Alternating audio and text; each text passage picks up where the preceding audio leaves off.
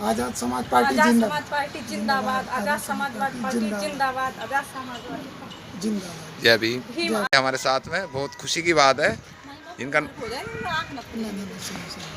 जिनका नाम है आदित्य गौतम, जो चल रहे हैं आज़ाद समाज पार्टी का झंडा लेकर चंद्रशेखर के लिए। तो शायद उनको सफलता ज़रूर मिलेगी। और आदित्य गौतम जी, आज साहब का जन्मदिन है, बहुत अच्छी है, क्या आप संदेश देना चाहेंगे?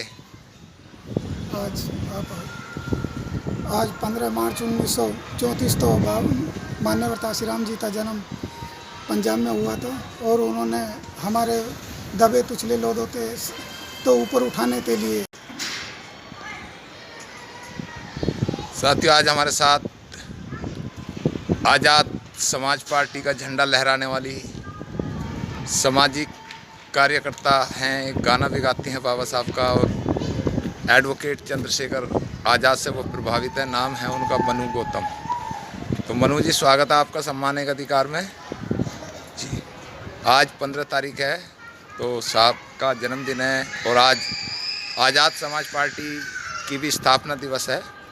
तो आप कुछ कहना चाहेंगी उसके विषय में, क्या है खुशी की बात? जी, मान्यवर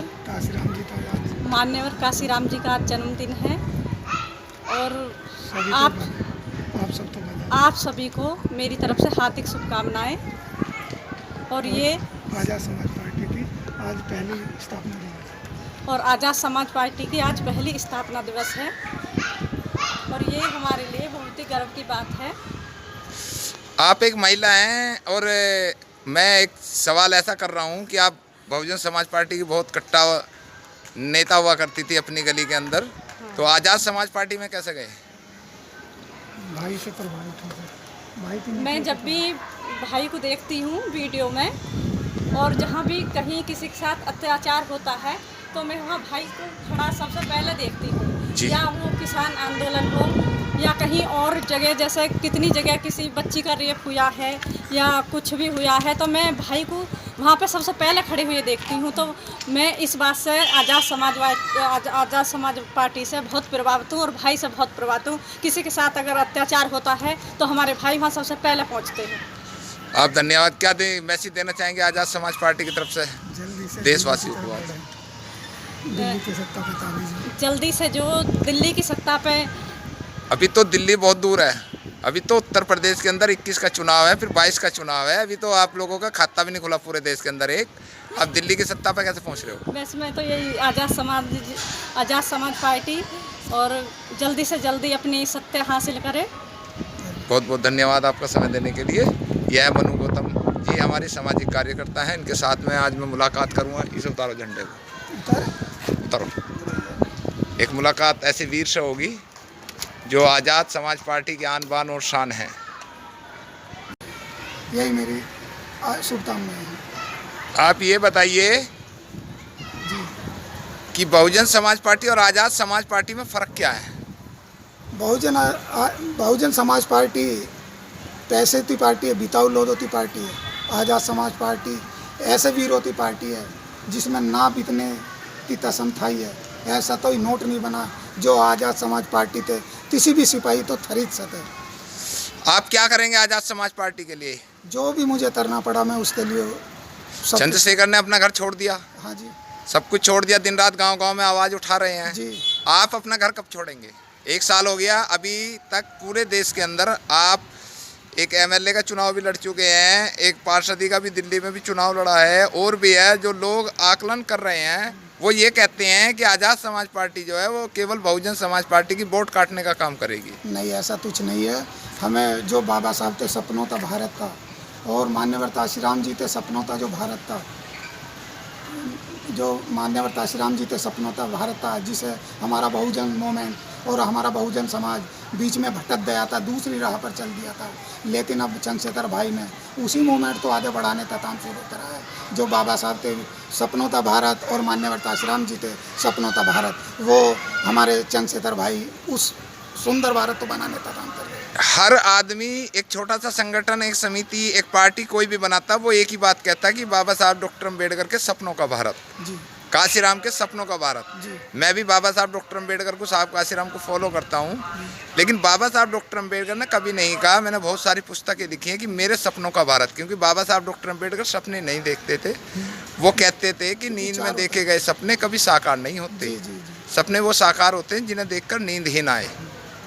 तो आप एक महिला हैं, ज़्यादा जो है हाई फाई सोसाइटी भी नहीं है, कोई इनकम का टैक्स वो भी नहीं है इतना स्रोत, तो जो भाई साहब जाते हैं या आगे जब चलेंगे ये गांव-गांव, तो अपने परिवार को कैसे संभालेंगे, क्योंकि बच्चों की पढ़ाई लिखाई भी है, कोई इनकम का स्रोत भी नहीं है, और पार्टी भी कोई फंड नहीं देती है ना किसी भी चीज़ का। जैसे ये कट्टर वो हैं, ये चंद्रशेखर समर्थक, कोई अच्छा पद भी नहीं है इनके पास में, तो फिर कैसे करेंगे आप? जी वो मेरी खुद की वो है, मैं खुद संभाल लूँगी। आपने एजुकेशन कितनी हासिल करी है? जी मैं ज़्यादा पढ़ी लिखी नहीं हूँ, पर बाबा साहब की विचारधारा को और बहुत ही मानती हूँ मैं। और जो महिलाओं को जोड़ने का प्रयास करेंगे आज़ाद समाज पार्टी से?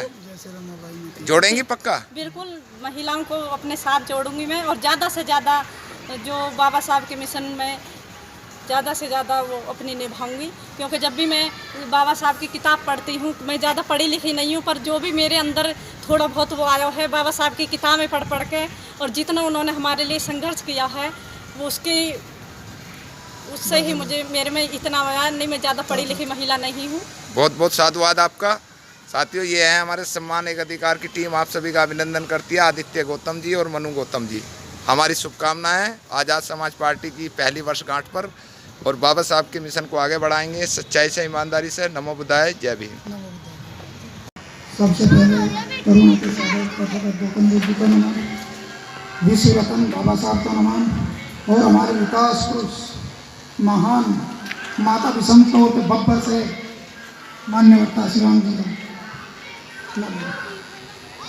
जैसे कि आज का दिन हमारे लिए सबसे पहला दिन 14 अप्रैल 1891 तो हमारे जीवन का सबसे अनमोल दिन है, और ये दूसरा दिन 15 मार्च 1934 को भोपरा, पंजाब के भोपरा में मान्यवर काशीराम जी ने अपनी नंसाल में जन्म लिया। और ये आज हमारे बड़े सौभाग्य की बात है कि आज ही के दिन हमारे बड़े भाई चंद्रशेखर जी ने हमें एक नई दिशा देने का काम इसी दिन किया है।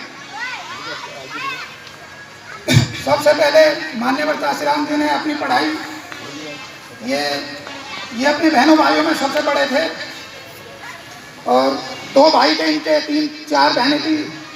सबसे बड़े भाई थे, इन्होंने अपना 18 मार्च 1956 में जो बाबा साहब ने आगरे के अंदर भाषण दिया था, उन्होंने कहा था कि मेरे समाज के लोगों ने पढ़े लिखे होने थे, जो डॉक्टर बनती है, इंजीनियर बनती है, क्लर्क बनती है, वो सब अपने बच्चों थे उसमें लेते और अपने समाज को भूल गए। तो मान्यवर काशीराम जी उस समय उस भाषण को सुन रहे थे, और उस भाषण को सुनने के बाद में उनके जीवन को बड़ा झंझोर दिया उस भाषण में बाबा साहब थे।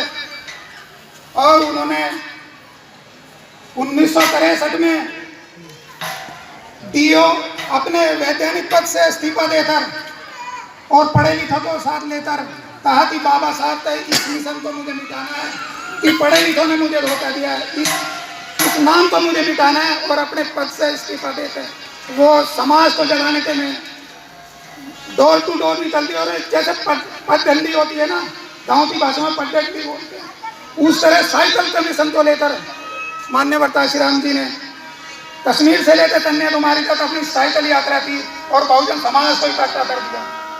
और जिस डिजिटल इंडिया की कल्पना की थी, कुछ असंवैधानिक तत्व बीच में आए जिन्होंने अपनी जेब भरने का काम किया, लेकिन मान्यवर काशीराम जी के मिशन को भूल गए वो। लेकिन हमारे बड़े भाई चंद्रशेखर जिन्हें इस मिशन को आगे बढ़ाने का दायित्व लिया है, और हम सबको उसका साथ देना है। मान्यवर काशीराम जी ने बहुत ही तो रसायन में अपनी पढ़ाई रोपड़ जिले से पूरी करी थी,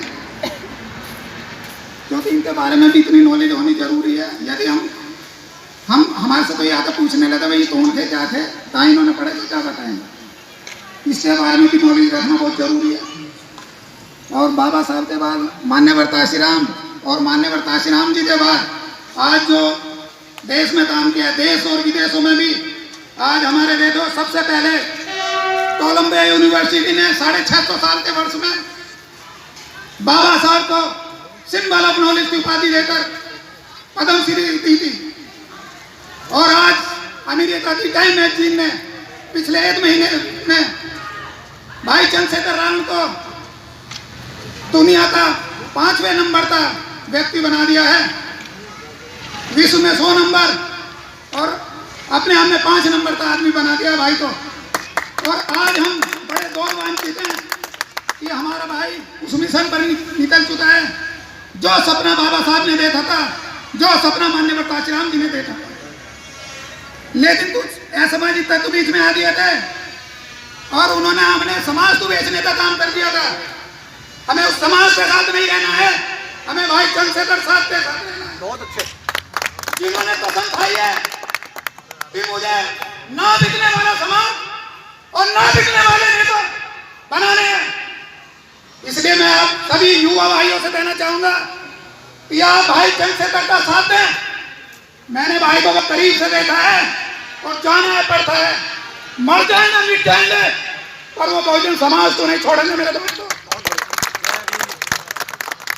आज चंद्रशेखर भाई के पास कितने एनआरसी लगा दी इन्होंने और बार बार जेल में डालते हैं ये लोग, लेकिन भाई ने परवाह नहीं करी। जिस समय जैसे मान्यवर बाबा साहब ने अपने 4 बच्चों की कुर्बानी दी थी और मान्यवर काशीराम जी ने अपने 5 लिए थे कि आज से बाद मेरा समाज घर होगा, मेरा कोई वेतन का अकाउंट नहीं होगा, मैं शादी नहीं करूँगा, मैं किसी ब्याह शादी में अटेंड नहीं करूँगा। तो आज भाई चंद्रशेखर ने भी ये प्रण लिया है कि मैं बाबा साहब के सपने को और मान्यवर काशीराम जी के सपने को पूरा करूँगा। और इसमें हमारे युवा भाई सब भूल जाते हैं कि हमारे मान्यवर काशीराम जी ने सपना और देखा था 272 कदम का दूर यह है कि दिल्ली 272 एमपी लाने हमें, और ये बीड़ा भाई चंद्रशेखर भाई ने उठाया है। इसलिए हमें सब मिलकर इसका साथ देना है और आने वाले 2024 में 272 का 372 लेकर दिखाएंगे। बहुत बढ़िया। और ये हमारा वादा है, दृढ़ संकल्प है। और अपने आप को मैं आप सभी युवा भाइयों को ये कहना चाहता हूँ इस मंच के माध्यम से कि हमें ऐसा नोट ना बने जो हमें खरीद सके। या अपनी वोट को पहचानो और अपनी औकात को पहचानो। बस जिस दिन तुमने इस वोट की कीमत को पहचान लिया और ना बिकने का संकल्प उठा लिया तो सत्ता भी हमारी होगी और वजीर आज़म भी हमारा होगा। तो इसलिए भाई चंद्रशेखर रावण जी के सपनों को पूरा करने के लिए हम सबको इकट्ठा होना पड़ेगा। और मैं सब मंच पर सभी बैठे भाइयों का और इस समिति का तहे दिल से स्वागत करना चाहता हूँ कि इन्होंने कम से कम काशीराम जी को और भाई के सपनों को साकार करने का बीड़ा उठाया है और मैं भी इसके साथ कंधे से कंधा मिलाकर चलूँगा। और अंत में मैं अपनी वाणी को विराम करने से पहले एक भाइयों में जोश भरने का वो करूँगा।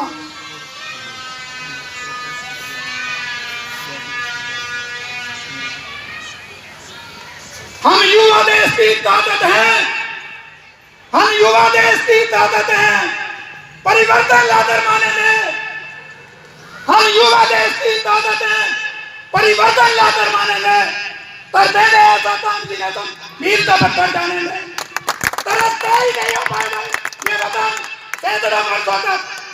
ना भारत तो दुनिया वाले जय भीम के नाम से जानेंगे, जय भीम के नाम से जानेंगे। जय भीम, जय भारत, जय संविधान।